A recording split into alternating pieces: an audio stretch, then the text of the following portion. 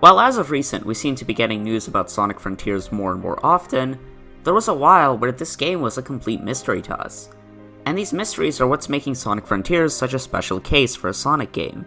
This is possibly the least we've known about a Sonic game before release date, and it's probably had the most shown as well. There's just so much about this game we don't know. Even when we got our first trailer about the game, all the way back in 2021, wow, that was a long time ago, the only thing we really saw was Sonic's CGI feet, and that's about it. The marketing tactics behind Sonic Frontiers have been keeping information about the game from us for a really long time now. There's still so much we don't know about the game. What's Sage's backstory, the Titans, why are the Coco there? And Iizuka seems to agree, but the sentiment seems to be that they're letting us discover what this game is all about. And that's what I'm here to talk about today, the mysteries of Sonic Frontiers. Now, as I was watching the latest trailer for Sonic Frontiers, just released today for the Tokyo Game Show, something caught my eye. There seemed to have been a lot of leftover wartime elements on the new island for Sonic Frontiers. There's a lot of these cannons and anti-aircraft turrets, and all these seem to point that there was a war going on here a long time ago.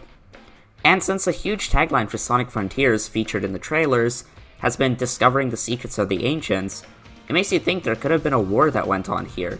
One so intense that it wiped out everything living on the island except for the Coco.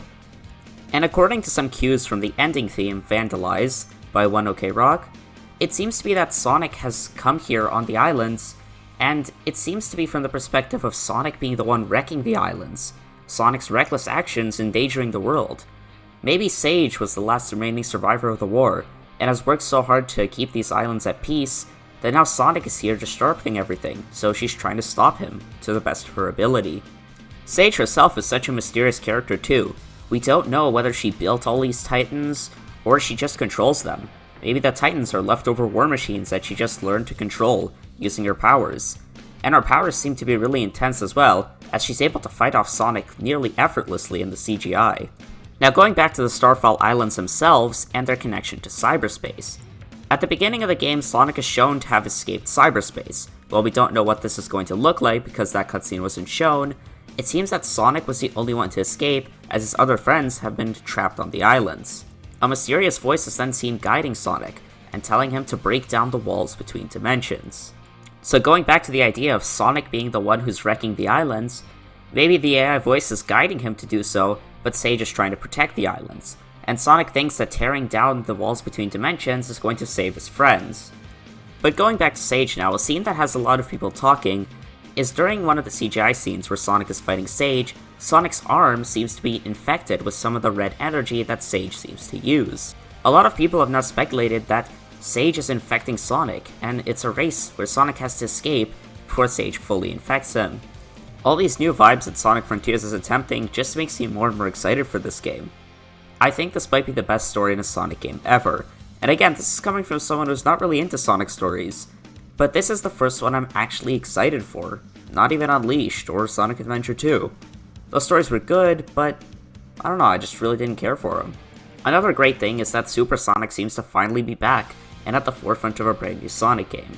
This hasn't really happened since Sonic Unleashed and Sonic Generations, really. But now the Chaos Emeralds are finally back enough plot relevance, and they're gonna seem to show up multiple times, which has led people to speculate that Sonic could be getting a new form in this game. And while this may have led to some uncertainty when the game was first being revealed at the IGN showcase, I think right now more people are excited for the game than ever. And with the new marketing, bringing in the heat, I think this game could be really good. And it's definitely being shown off in a much better way now. But one of the mysteries that we're definitely getting an answer for soon is actually Knuckles, and what he's doing on the Starfall Islands. Now Knuckles is not actually going to be with this party of Sonic, Tails, and Amy when they first get to the island. And he's not coming with Eggman, probably. So how did Knuckles get there? Well, the Knuckles short that we're gonna get released, like Rise of the Wisps, and the one they did for Team Sonic Racing and Sonic Mania, is going to explain all that and more, and provide finally some closure for Knuckles, because Knuckles has been getting sort of the shaft in the most recent Sonic games. But even moving on from that, there's still so many things that are mysteries about this game. How did Sage trap Sonic's friends? And what is she doing to them? Maybe they're trapped and Sage is seeping off their life energy to power the Starfall Islands? I mean, none of this is confirmed, I'm just rattling off headcannons now. I mean, you know this game is crazy when Big the Cat being there is the most normal of all things. I mean, they just sort of gloss over him. He's just there. Obviously, why wouldn't he be? He's in everything nowadays. But that's off topic. Another grossly underlooked aspect of the game is actually Eggman. Eggman seems to have his own plan to undermine cyberspace and take control over it, saying that it's similar to something he's done before, which I'm assuming is Null Space from Sonic Forces. Eggman seems to have his own plan, but I don't think he's going to be the main villain of the game. It does seem to be that Eggman grapples with himself a lot, as quoted from Ian Flynn. Ian Flynn in general being responsible for a lot of the story nuances we're getting in Sonic Frontiers. I do think having him brought on board is a great choice. I've recently been reading up a few of the IDW comics, and I think he does a great job. But moving back to the story of Sonic Frontiers, possibly my biggest question is, what are the Chaos Emeralds doing there?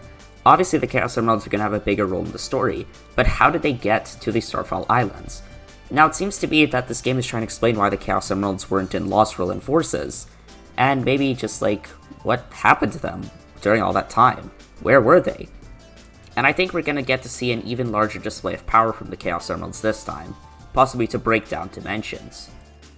Overall, the story of Sonic Frontiers just has a ton of potential to be something great. It's already got so many people speculating and wishing for the best for this story, and I think it might deliver, especially with Ian Flynn at the helm. I think this story has the tools it needs to go deeper into Sonic, and provide us with an aspect of the character we've never seen before, and even providing us with some closure of things that have been neglected lately, like Knuckles and Amy, and Sonic Frontiers looks to be delivering on all of those fronts. As the day to release gets ever so closer, I'm really looking forward to this game, and I just hope that it can deliver on all the things we're looking from it. So without further ado, that's it from me, Gavron, signing off.